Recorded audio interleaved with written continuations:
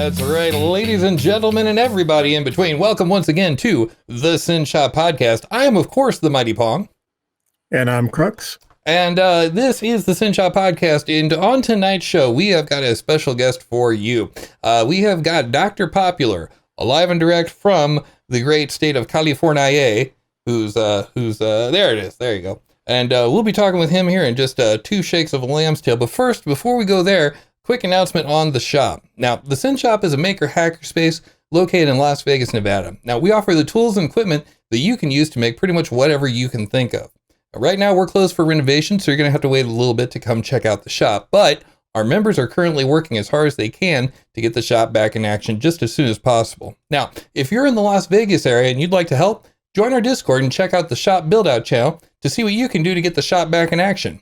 And to join our Discord, go to synshop.org/Discord to find the latest information on the shop as well.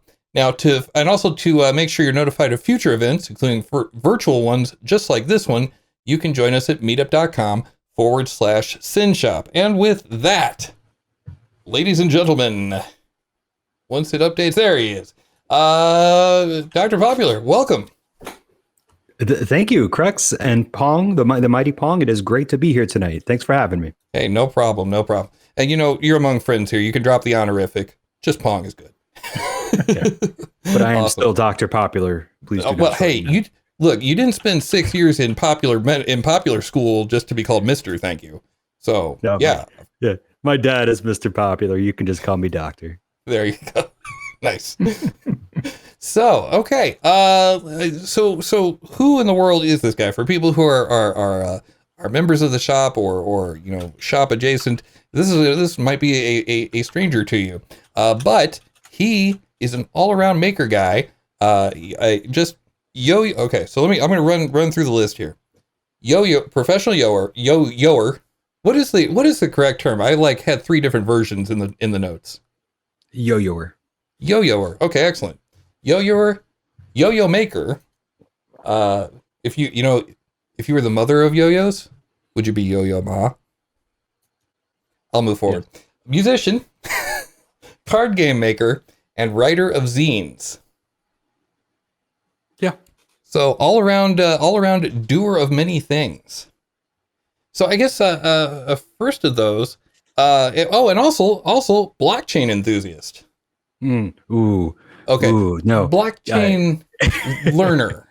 Yes. There we go. Okay. I am undecided on the chain, and we can work those feelings out tonight in our session. Okay. But blockchain exists, and I do too, and we don't know how to feel about each other yet. Oh, well, okay, lovely. Well, you know what? I'm right there with you on that one. So we'll see. We'll get to blockchain here in just a second. So I have one up on the wall somewhere back there. It's nice. The little center block with the chain going through it. You know, there was probably a time where you could have sold a company that was making that for a whole bunch of money. What was that? There was a blockchain tea company for a second there.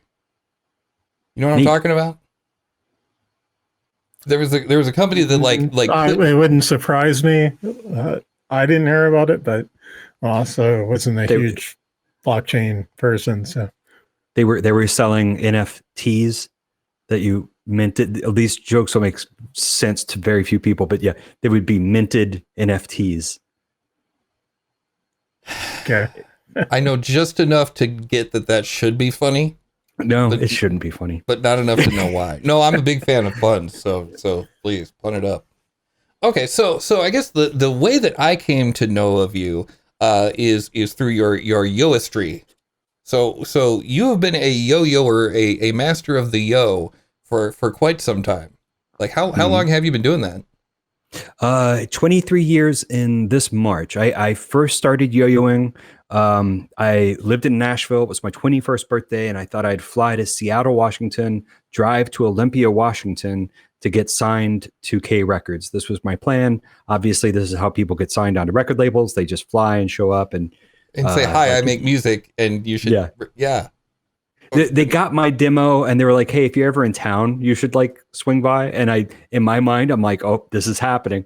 And so anyway, I went to Seattle and then Olympia. And in Seattle, I stopped at the Space Needle. I picked up my first yo-yo, a terrible wooden yo-yo. It was just a little cheaper than the snow globe, and that's the only reason I got it.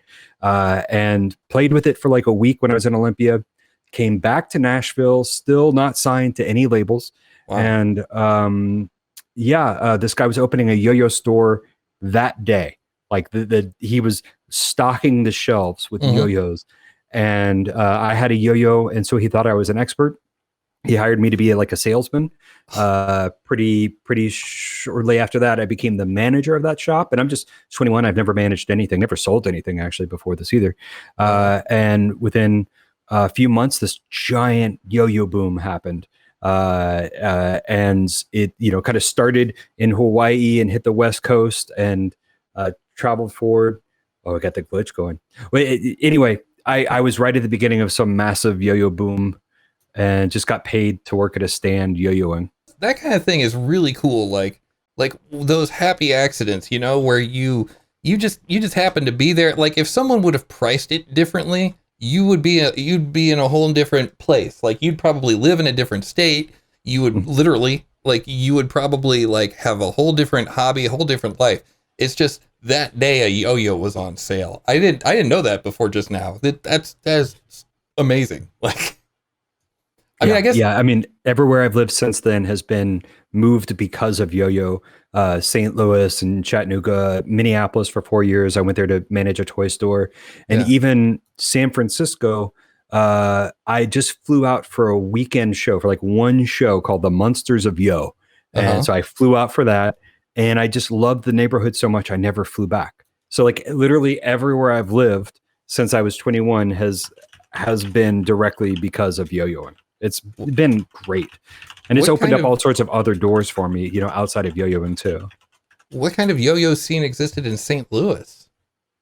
Yo Mama's Yo-Yo Store was the cart that I had in O'Fallon, Illinois.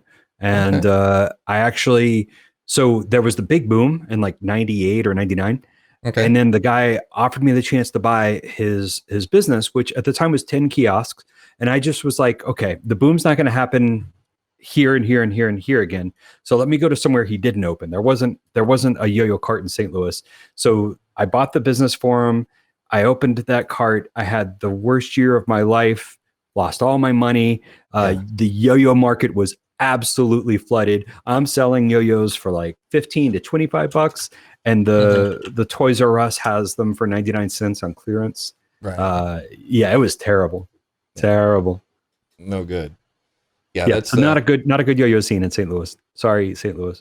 That's okay. No, there's good barbecue in St. Louis. There's good barbecue. There's good baseball. Occasionally, there's good hockey.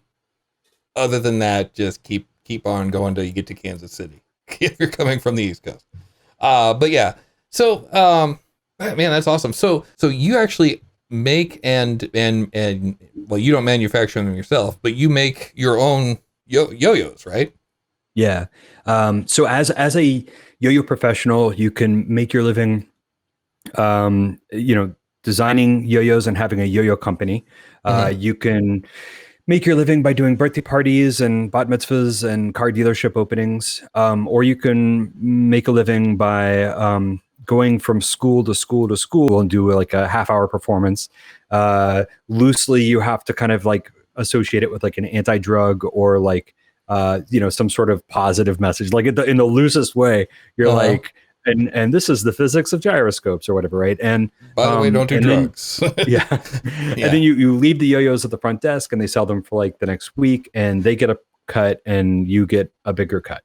So those are the different ways to do it, and I've done kind of all of those things. But right now I have Dr. Popular Toys and Games, which makes board games and zines and wallets and all sorts of stuff. But my bread and butter there is yo-yos like the Icarus. And so some of these are, I work with factories in China and kind of do prototyping back and forth. And some of them are me actually going to a factory in the US, hanging out over a weekend. And by the end of the weekend, we have a working yo-yo prototype, and they're going to production on it. So it could be anywhere from I've never met the factory owners to I am literally sleeping on their couch for the weekend. Yeah. See, that's the really cool thing. And at some point I'd like to bring you back at some point to talk about that specifically. Cause there's a really neat documentary that you made about that, about the manufacturing of your yo-yo, where you took a train up to where was that? Was it wasn't Eugene, Seattle. Oregon. Eugene, Oregon. There you go. Yeah, took a tramp to Eugene, Oregon, and just kind of crashed out at the manufacturer's place. That's just so cool. I love that. That was fun. Oh, I'm sure. So you mentioned that there was a big explosion of activity in 90. You said 98, I think it was. 98, 99 were the kind of the boom years. Don't I know it? But same for me. But so how have things been recently? Like, how have slow? So the internet has been great for yo-yoing. And Instagram has been like a really good solid hub for yo-yoers to kind of stay in touch and to discover, like, I'm discovering yo-yoers, from all over the world, where in like 2006, we were sharing yo-yo videos, but like access to a camera and the ability to edit a video or whatever and upload it, that was all kind of like a little cumbersome. And now people are just shooting on their phone, and they're, shooting from small towns in the US and beyond, that they've never met another yo-yoer, and they're just like yo-yoing virtually. To that extent, though, it does feel like yo-yoing has stagnated a bit. We've seen some other booms, like kendama is really big right now, and I get very jealous. I see all these. Yeah, kendama is like huge right now. No idea what that is. It's a spike, a ball, and like just a little bit of string between the two. So you like throw the ball up and you catch it on the spike, and kind of do stuff around there. So yeah, I just see them, like, I can doing kendama, like wearing it around their neck or whatever. And it reminds me of like 98, 99, when you just see yo-yoers on the street that you never met before. But yo-yoing itself feels like, a lot of us are just sticking around for a long time, and there's not a lot of new players, not like it used to be. Okay. Wow, kendama. I gotta find out more about that. That sounds crazy. I read on your site that so in addition to your yoistry, you're also a music producer. And I read on your site that you got into music via the MTV Music Generator. Now, we're going to go into the music side later on, like I was saying, but I wanted to ask you, like, was that your beginning into, was that your entry drug, I guess, basically, into getting into computers? Yes, it was my entry into electronic music and into tracker softwares. Like it's a really great music tracker, and it totally doesn't get the credit it deserves. I've heard from other people that also, like, MTV Music Generator was like their Fruity Loops. Like Fruity Loops is like, obviously, like, entire genres of music have come out of Fruity Loops, and like new musicians have come out of it. There was a few of us that, we had a PlayStation, and at the point when I had a PlayStation 3, I think, was already out. So like, it wasn't like I was like super savvy at all. Like I was a couple generations behind, found this at a yard sale. And I know this isn't what we're talking about, but I just have to say, MTV Music Generator is a disc you put into your PlayStation. You kind of write your software, and then at one point you want to sample something. So it says open the tray. So you open the tray, you take the CD out, you put in a Britney Spears CD or whatever, right? Oh, wow. You literally take a CD and physically put it in while the program's running. Sure. And then it like allows you to kind of, it basically turns into like a, CD player kind of interface. And then you find your snippet. And I think it was a 1.5 seconds of sound is what you could get per time. You could have quite a few samples, but you couldn't have anything over a second and a half.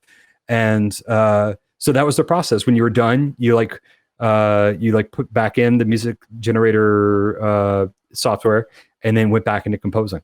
It was crazy. It was so, like, in a way, it's like very analog on a PlayStation. You're physically putting records in or whatever. It's so cool. Oh, we are so going to talk about that later on, because like sampling went through this whole crazy thing right around that time period. Where, in the 90s, it was accepted as so normal, to the point where I have, it's over there in the closet, but I have hardware in this room that actually that Roland had to stop selling because of a copyright infringement. So I'll talk about that in the post game. All right, so let's see. Now I lost my place. I'm moving things all over the place. Okay, so what is your so that was back then. You started making music on the PlayStation, and then where did you move to from there? I know at some point you ended up with Reason, but what was your? I guess we could say the music stuff, but like the tech part of it, how did that go? Like did you go from there to I was making music and then I got into AI at some point?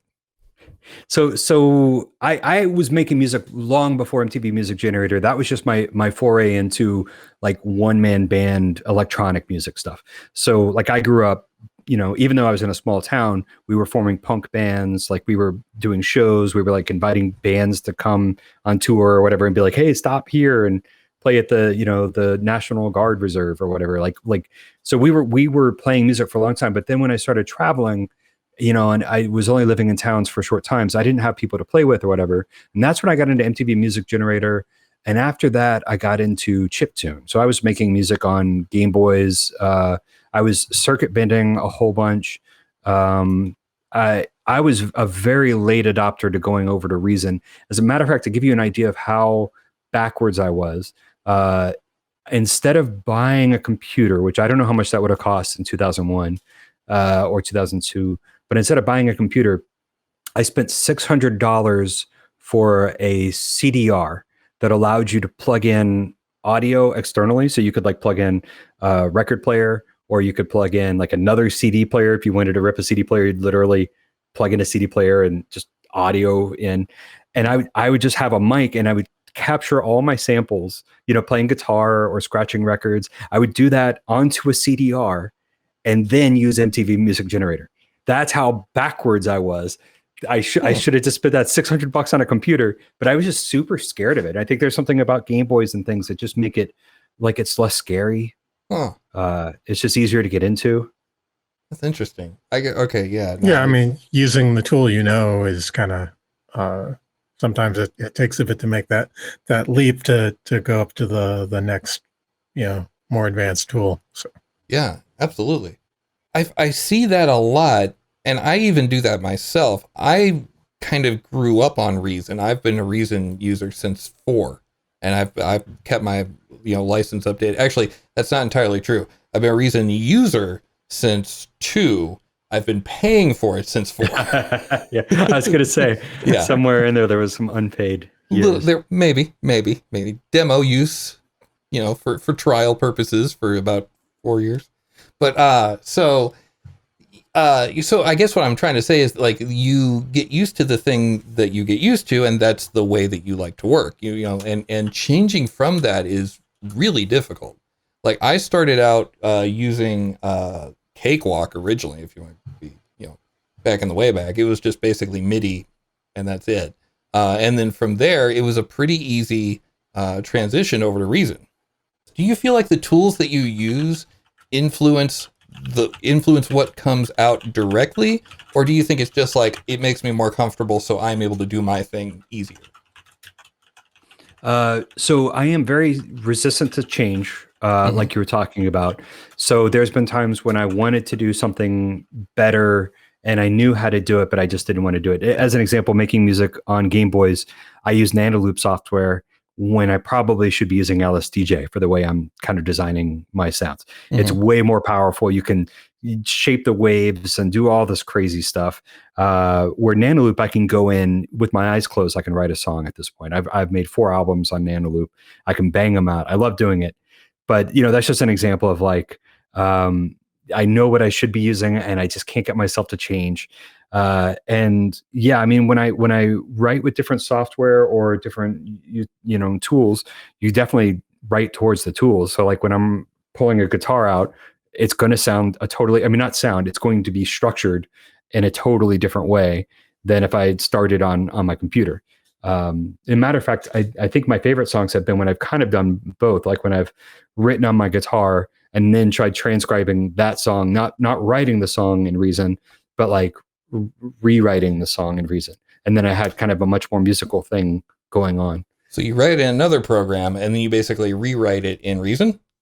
Well, I write it on my guitar, or okay. I write it on something else. And of course, when you write a guitar, you're going to be kind of stuck in like playing a lot of E's, or like you're going to kind of stuck on chords. So it's just when I write on computer, I tend to write stuff that doesn't have as much melody, and it's built around weird sounds. And everything is built around that sound, and it ends up sounding dope.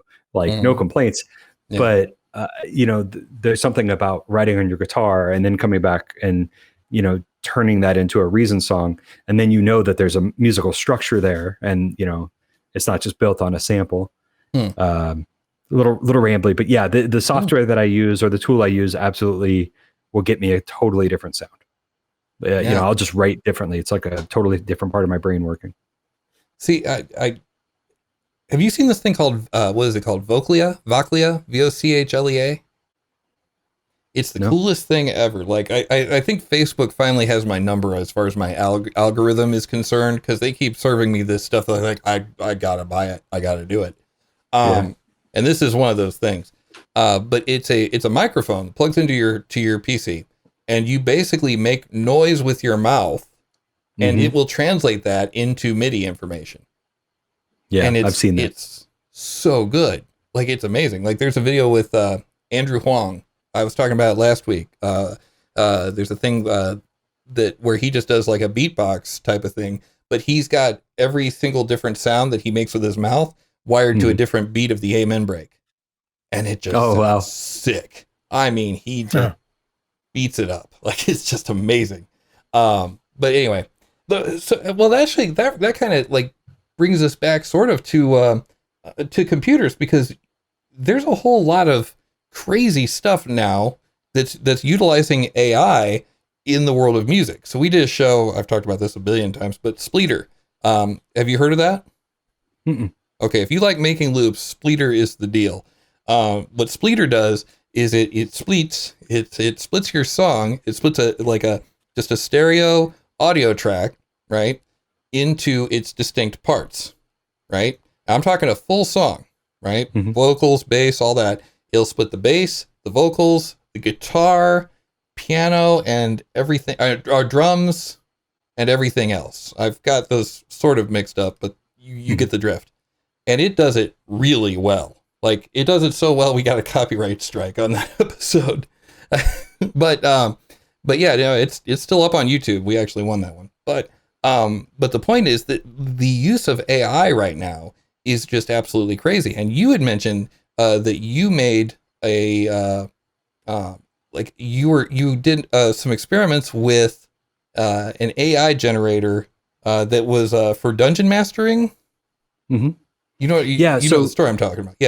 Yeah, so I am really interested in roguelike games. And if you're not familiar with a roguelike, the definitions usually are that it's every time you start a level, it looks totally different than anybody else's level. It's always like this randomized seed. So you never know what the dungeon's going to look like. And then also, aside from being generative, usually there's other things like if you die, it's kind of permadeath and, different things like that. But that one thing I think is super interesting. And I think when you combine it with AI, you can get some really cool stuff, because AI is really good at generating narrative text, like fantasy text right now. So instead of just like generating dungeons, now we can actually have NPCs kind of like talking to you, or even quests, even villains coming up with like really cool stuff. And one of the tools that's out there right now, it's built on GPT-3, which is just one of the neural networks and one of the newer ones. It is a text-based dungeon adventure that you can play by yourself or with friends. And basically you can kind of have it randomize something, or you can kind of start it off with like, I really need to get a drink. And then it all of a sudden spits out this paragraph that's awesome. The town you are in is just waking up as the sun comes up. You hear chickens in the background, and it's all generative. It's not Markov chain. It's not just like taking little bits of sentences. It's doing something really organic feeling and fun. And it's really hard not to envision like a storyteller. It's really hard not to put a personality behind it. And then you do your action, it's not like you choose from sets of things. You can like literally say, jump into the air and punch the sun. and like it might break your game, or it might come up with some really cool reason for why you did that or whatever. It's not a game in that how we're used to, but it is, I think, heading there. I think there's somewhere between what we think of as a start and finish in a game and kind of like goals and stuff like that. Yeah. And what we think of as just very boring things. And right now we're in this area where we're playing with all this flavor text. And at some point they're going to figure out how to get this crazy generative flavor text to have a plot point and missions and ways to detect things. Now, one of the things with AI, GPT-3 in particular, it's not actually understanding anything. If you said, I'm going to take 2 eggs and, add a third egg to it or whatever. If you said, I'm going to grab 1 more egg, it might sometimes look out and say in the text that you have 3 eggs, but that is not because it knows what 3 eggs is or math at all. It's because it's looked at enough stories, and when someone added 2 eggs and then another egg, there was 3 eggs. It's kind of based on that, but it feels like it's doing math, but it's not. And one of the experiments that's happening right now is hella rambly, but one of the experiments right now is this guy proposed the bear ate a rabbit test, where if a AI can read a children's book, and the book is called I Want My Hat Back. If the AI can read it and understand what happened to the rabbit, then AI has finally understood things and grokked it. And in this book, this bear lost its hat. He's trying to find it. He keeps asking all the creatures of the woods, hey, have you seen my red hat? At one point, he sees the rabbit who's wearing a red pointy hat. And the rabbit's like, no, I've never seen your hat. Leave me alone. Go away. And then the bear just goes away. And a couple pages later, the bear goes, wait a minute. And then you see him confronting the rabbit again. And then the next page, the rabbit is gone and the bear has a hat. So like, obviously the bear killed the rabbit, or the bear killed the rabbit, but it's not stated anywhere. So when an AI can read that and understand that, then AI has like really crossed this threshold. It's like the new, test for robots to see if they're actually robots or not. The new Turing test. Turing test, yeah. Turing test, yeah. Bury a rabbit test. Real Puking Monkey in the chat says you are likely to be eaten by a grue. That predicament seems particularly cruel. Imagine whose fault it could be. If anybody wants to check out this AI dungeon, and it's free, you can use it with GPT-2 for free, and it's so much fun. It's mind blowing. Wow. Yeah, you said that you can use it with GPT-2. I am still a complete noob when it comes to AI anything. So is GPT-2 like what is, when you say GPT-2, what are you referring to? So I don't know what the acronym stands for, but as I understand it, the GPT series, and we're on GPT-3 now, is a neural network trained on the internet. Like they've managed to scrape the internet and get all this text, and in particular focus on fantasy text. So it's not for visuals, it's not for music. It is specifically trained on the corpus of fantasy text found on the internet. And so that's what it's good at. So if you started a story with Dear Penthouse, you'll never believe what happened to me, then buckle up. You probably it does unfortunately, because it was trained on the internet, get kind of rowdy, a little sexist, and quite misogynistic at times. Like there's times where that happens. What was that? That one robot that IBM had or something like that? They turned it loose on Twitter and had to shut it off in 15 minutes. Yeah, I forget the name of that. It was one that Microsoft had. Microsoft.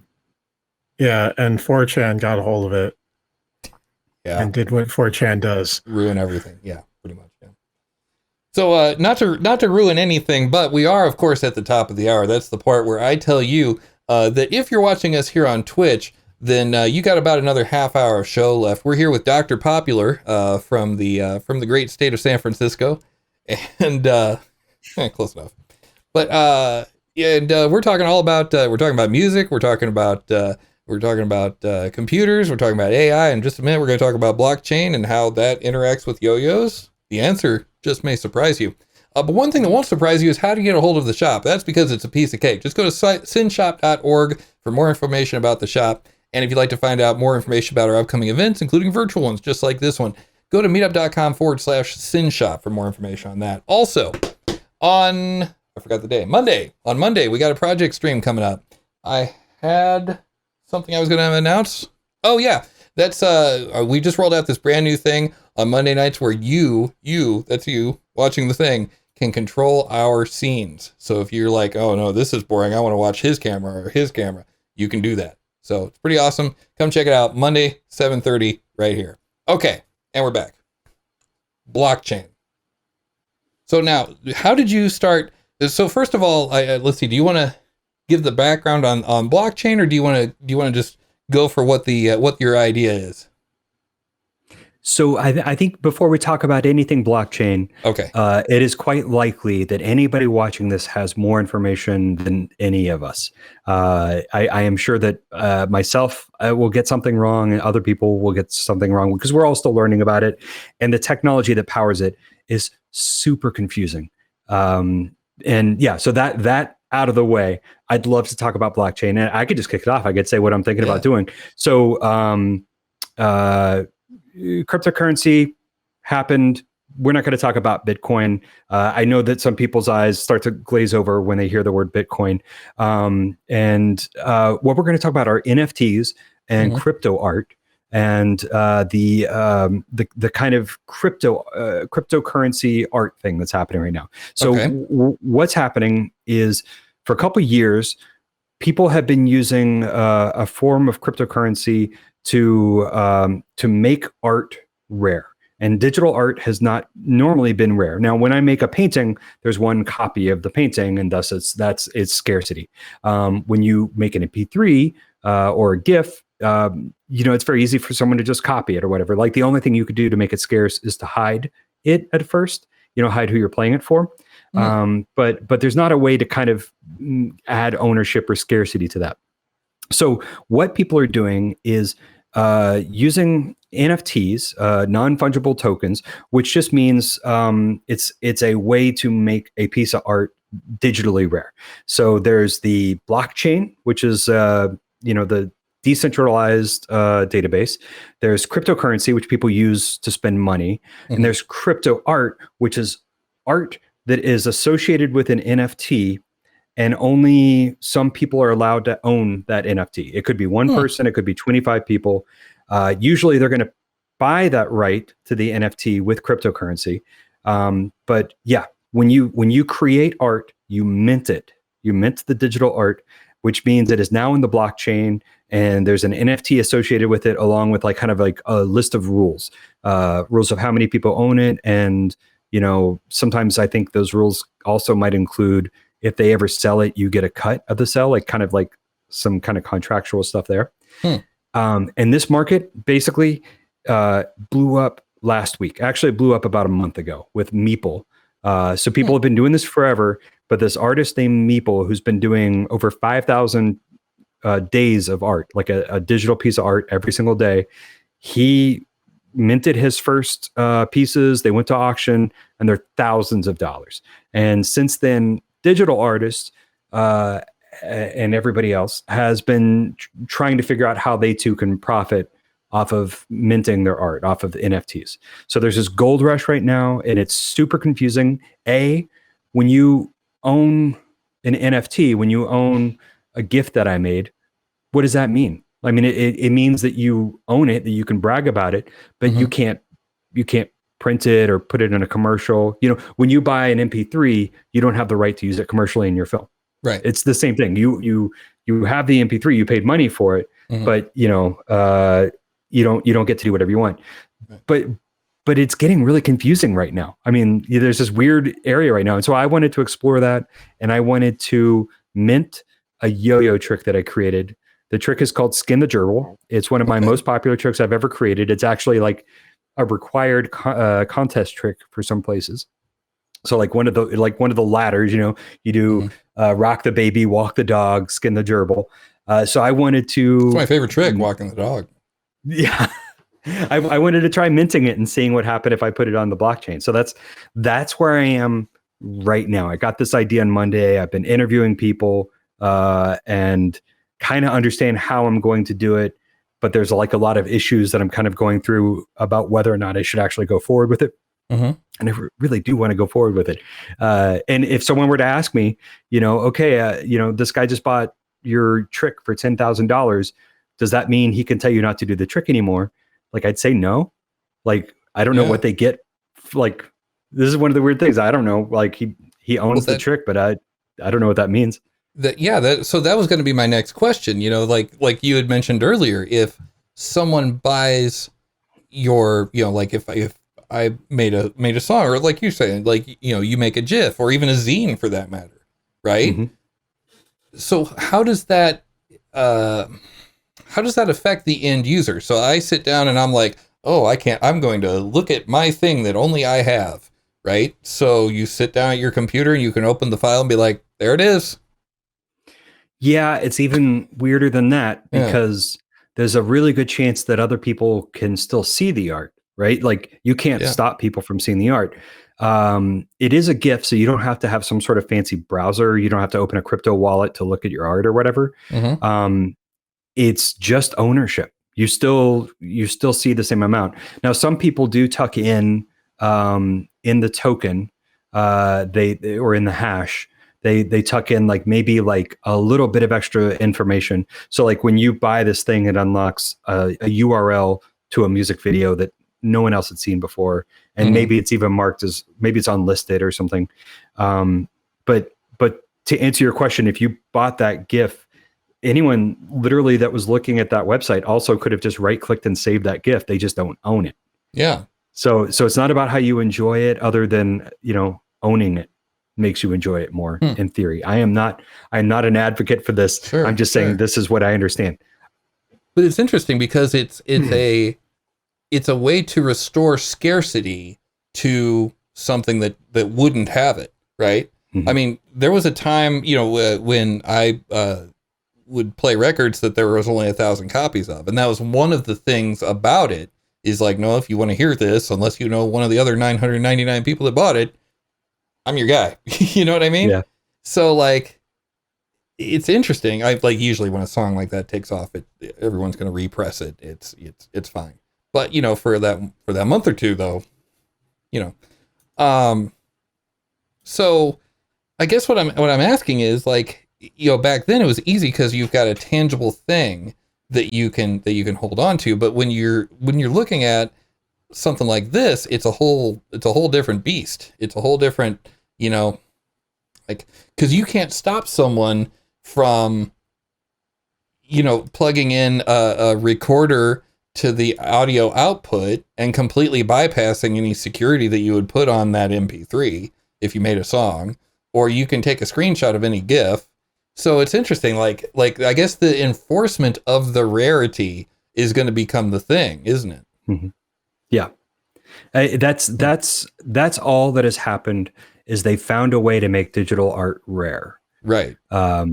And I think we're still so used to that not being the case that we're trying to understand, what does that mean even?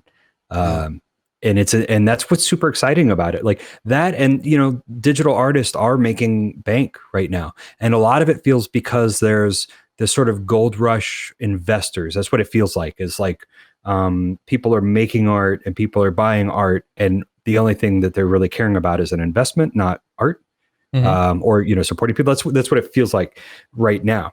But imagine some kid creating the next viral dance that goes big on TikTok and then works its way into League of Legends, or whatever the League of Legends is going to be in 2 years, right? Mm-hmm. Imagine if that kid could get money for it by minting his dance move, and having like a way of certifying that he owned it, and here's who else owns the rights to it. Like there's a potential there. I don't know exactly what it's going to be, but I think there's a lot of potential, for interesting things to happen from NFTs outside of just owning, big air quotes, a scarce GIF. There's a big air quotes there. Yeah, but I think there's potential for artists and everyday people to maybe actually be able to make money off of the things they do that go viral. Yeah. And now that's starting to sound a little Black Mirror-y. I mean, kind of. Yeah. So it's not so much even necessarily changing the way things are sold. It's changing the way that ownership is tracked, essentially. Yeah. That's one way to put it. Man. The key thing again is NFTs provide a way to take something that historically hasn't been scarce and to, even if it's virtual, to create a scarcity for it. And when I say it's virtual, it's like, yeah, it's scarce on the blockchain, but who cares? Like, but if enough people care, which they seem to be, then they're at least under like a capitalist society or whatever. It seems like the market has decided that, the system is, something people are taking seriously. Yeah. And, we laughed at, one of the things to keep in mind is, we've all laughed at Bitcoin and, its journey and Dogecoin and, even game stonks. And yet, like, they have had 6, 7, 8 years of, steady success. So I think a lot of us are a lot more willing to at least look into this.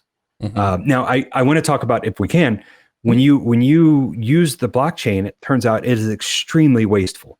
Really? The amount of computer processing that goes into this whole system is crazy. When you're talking about minting a piece of art, so you've created a GIF, and well, let's say Pong, you have an MP3 that you want to make as an NFT, a non-fungible token. Right. Minting it is the process of putting that hash. There's a hash, which is the information that includes like the URL to your MP3 or the MP3 itself or whatever. Yeah. So minting that hash to live on the blockchain is going to take about as much energy as a jet flight for an hour. Like you riding on a jet. Yeah. Another common example that's thrown out is like your apartment bill for 2 weeks. Just your electricity. No, not, just add on 2 weeks of electricity on top of the 52 weeks of the year. And basically that's how much energy it takes, is 2 weeks of electricity for your house or one jet flight. So where does that energy go to? Like, is that a matter of storage? Is it a matter of calculation for the, the mathematics to make that yours? Or Crux, maybe you got... It's basically, it's the energy that you're burning by doing all these computations in your GPU or ASIC or whatever piece of hardware that you're using to compute these, hashes.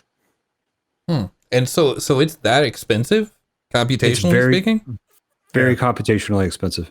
Wow. Yeah, and there's these factories in China and Iceland that, I call them factories. They're just doing this computation. Like that's all they're doing. They're just burning electricity and creating digital numbers that have a lot of value to them. I understand why they're doing it, but it's very wasteful. And if we switch to this model as artists, that's not sustainable. Like, to mint a song, costing that much just for like one thing. Okay. Yeah, that's crazy. So let's just, to put it in perspective though. Okay. So your scarcity, let's say you want to make, let's compare apples and apples, right? So we've got 1,000 MP3s, right? And I've got 1,000 vinyl records. So those vinyl records, they're going to be around pretty much forever. Like, I don't think vinyl degrades. Well, the sound degrades, but like the vinyl itself is going to remain pieces of plastic for quite some time. There's a lot of energy that goes into pressing those throughout the entire manufacturing process. So, I'm kind of wondering if no matter what, if you're going to have a large outlay of energy to produce anything. Like, I almost wonder if maybe the jet analogy is kind of like, well, yeah, but that's the price of admission for making a thing. I'm just spitballing here. I don't know. I think you're kind of right. One thing to keep in mind is that we have been used to media being physical, or even beyond that, to like having to go to a concert to hear the music, and then eventually physical recordings, and then cassette tapes, digital. We have gotten used to the point where there is very low cost to the environment and financially to produce a song. And I think this is one of the few steps where it feels, just based on what we're used to, this is one of those things that feels like, oh, why add on a jet flight, per song, versus like everything else has been kind of removing it. Now, that being said, like we've also gotten to the point where maybe artists aren't getting paid fairly. There's all these other things happening. Ideally, blockchain could be made more efficient. I mean, we're just talking about the cost of minting the NFT. Every time someone wants to look and see who owns that NFT, like there's all this other work that's happening kind of forever in the background. Minting it is just one part of it. This is where Ethereum, which is what this is all powered by, this is where it all gets super confusing. But apparently artists are suggesting that it's a bit redundant now, which is part of its security and what makes it so great. But a lot of that high energy could be reduced and you would still have a very functional cryptocurrency, is what some people are saying. There's more efficient ways to do this. And other people are saying, oh yeah, there's a more efficient way to do this. Just don't use the blockchain for your art. Just like sell the MP3s or whatever. Let's just value artists. Like there's a lot of conversation that's happening right now. And it seems, like I said, it's hard for me, even as an experiment, because this almost feels like lulz, like I want to mint a yo-yo trick and see what happens. But, there is this thing where I even feel like if I encourage other people to do it, it's not just my, carbon footprint. It's like I'm spreading this thing, although it feels like this thing's going to happen anyway. Cat's out of the bag. Like this is happening. Yeah. It's just going to get easier. So hopefully they just make it less wasteful. That's the thing. There's a word for that. I can't remember what it is, but it's basically the idea that once all of the technological pieces are in place for a thing to be developed, it's going to be developed. And a lot of times it is developed at the same time in different places. Like I think, what was it? I think the Russians were like several months away from an atomic bomb or something like that whenever we had ours, or, just because, the science had developed far enough to where that was going to happen. It was going to be a thing.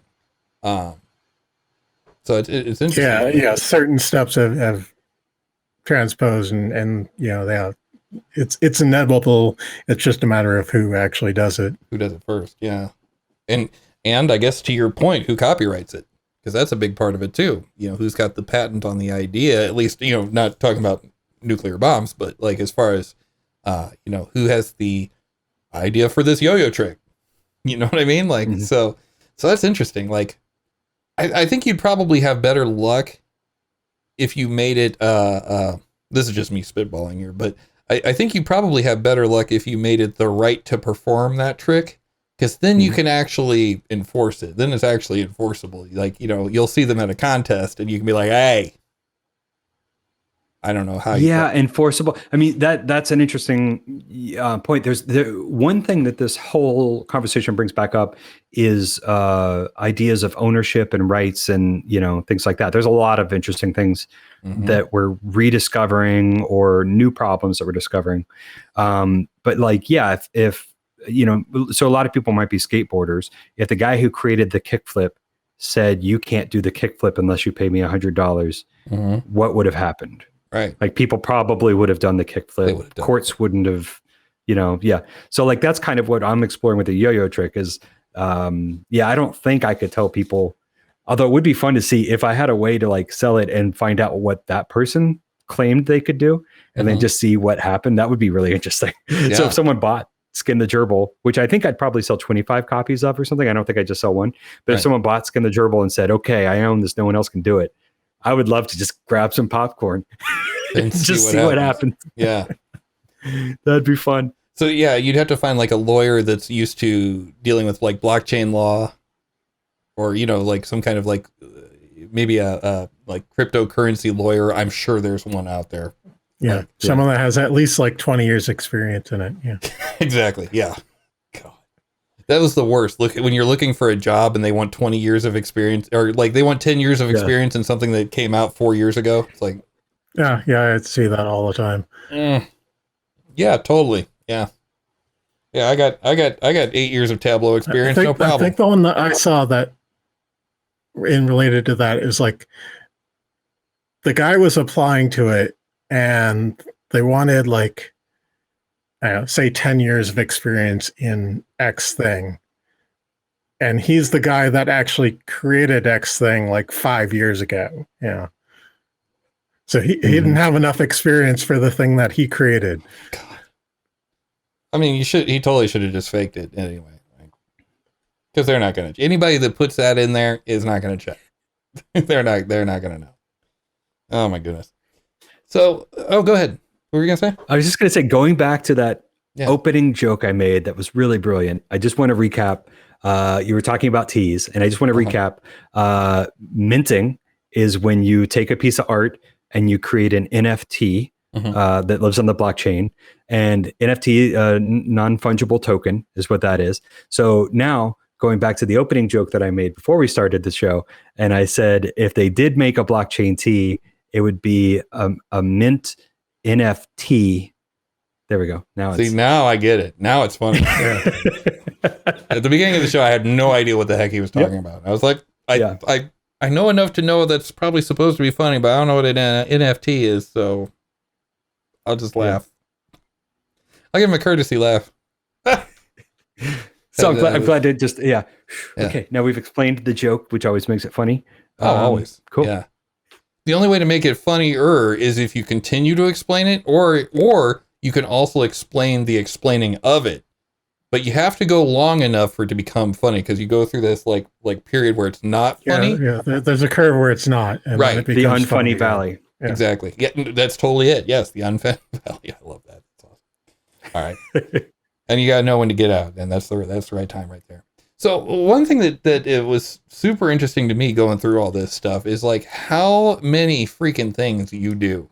Like I was covering that at the top of the show. You write zines, you manufacture things, you are a professional yoist, you do all this stuff. I do a podcast 2 nights a week, edited on a third, and I'm cooked. like how on earth are you doing all this stuff?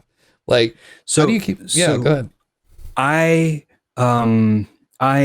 My brain goes everywhere. I am a multi-failer, right? Like a serial multi-failer. The thing for me has been when I want to go a different direction, I allow myself to go that direction. Yeah. So I've been very fortunate not to burn myself out on music and not to burn myself out on yo-yoing, which I've seen a lot of people who, once they become a yo-yo pro, then they have to judge contests, even if they don't feel like it. They have to do, all this stuff. And I have just always prioritized in my life, easy day job that I think is fun, but it's not my life. It's just my day job. And then whatever I want to do, I do. And I don't do all of those things at once. Last year, I focused on, in May, I just couldn't stop thinking about music. And in May, I created an album entirely in a month. And that was like super, like I just dropped everything. It wasn't multitasking. It was just like, I'm just going to do this one thing. And there's a few times, like when you're doing Kickstarters and you have a board games take years to kind of, you're hiring an artist, you're working with factories and stuff like that. That does get a little tricky. Yeah. But yeah, for the most part, I'm not doing stuff like a consistent, regular thing like what you're doing. The show.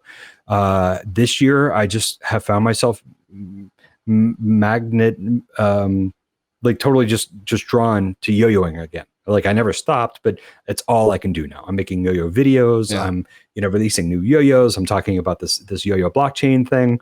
Right. And I owe people favors from last year where they're like, "Hey Doc, I need that beat," and I'm like, yeah, that's not happening. I'm sorry. I can't make a song right now. I just can't do it. Yeah. So for me, it's just, allowing myself to go wherever my passion drives me and trying not to feel guilty when I leave things half finished, because that's the worst feeling in the world. And, maybe coming back to it, and then finishing it or whatever. There is some skill, I guess. There is the real skill is when you don't feel like working on something, but it needs to get done. And I can do that, when I'm doing Kickstarters and stuff like that. But that's where the real work comes in. Everything else is just like making stuff, and that's just fun. That's not hard to do, to make a lot of things. Yeah. It's hard to finish them. Yeah. When your livelihood starts depending on a thing that you did for fun, that's when it starts getting a little old. Yeah. Huh. Well, so speaking of things getting old, no, that's terrible. That's a terrible No, it's segue. a good segue. Good segue. Was it? Love it. Okay, Go with cool. it. Oh, thank you. So before we wrap up the show, any final thoughts? Not from me. This has been fun. I'm looking forward to hanging out. You people watching this the YouTube archive, forget about this. You don't get this magical content that we get from the live stream for the next hour. This is where things are going to get great. Wow, dang! We I have don't to even save have to say that nothing. clip. Good night, everybody. No. Yeah. So all right then. Oh, hey, you know what? We do need to tell the fine people there on YouTube, who who we just told don't get anything special. No, but the people on Yeah, YouTube, no if they want to get a hold of you, where should they go? I am Doc Pop on everything, except for TikTok, where I am Dr. Popular. So Doc Pop on Twitter and Instagram. My blog is docpop.org. If you want to buy yo-yos or like learn about my board games and other things that I have for sale, like comics and zines, that's drpopular.com. So Dr. Popular is the business in the front, and docpop.org is the party in the back. Ah, very nice, very nice. Yeah, we got to talk about your games in the post game for sure, because I played with Art Ninja. I played Knife Tank, and it was wonderful. It was an awesome game, and I have so many questions about one-dimensional chess. One-dimensional chess. I got 2 games out last year. Man, I killed it. Nice. 2 albums, like 5 singles, and that's all just luck. That's just stuff that I worked on for years in advance that just all happened to pay off in the same year. See, it's like I always say, it's amazing what you can do when the whole world just shuts down for a second. Hey, world, just hold on for a second. I'm doing stuff over here. Yeah. Yeah. The number of home improvement things that have happened, alone. Or at least been started, Well, started. Yeah, I wouldn't say finished, but yeah. Exactly. All right, well, Doc Pop, it has been an absolute giggle, and I am definitely looking forward to the next hour. So, for the fine people on YouTube, number 1, well, that's my dog. Number 2, welcome to Saturday. And number 3, for the people on YouTube, this is the end of the line. That was number 3. And this is the end of the line for you. So if you want to see the whole show going forward, you got to make sure to catch us on Twitch every Friday nights at 7:30 p.m. Pacific. And on Monday nights, we have our project stream where we work on stuff live. And that's on Monday nights also at 7:30 Pacific. Doc Pop, it has been an absolute giggle, like I said, and still going. Bam.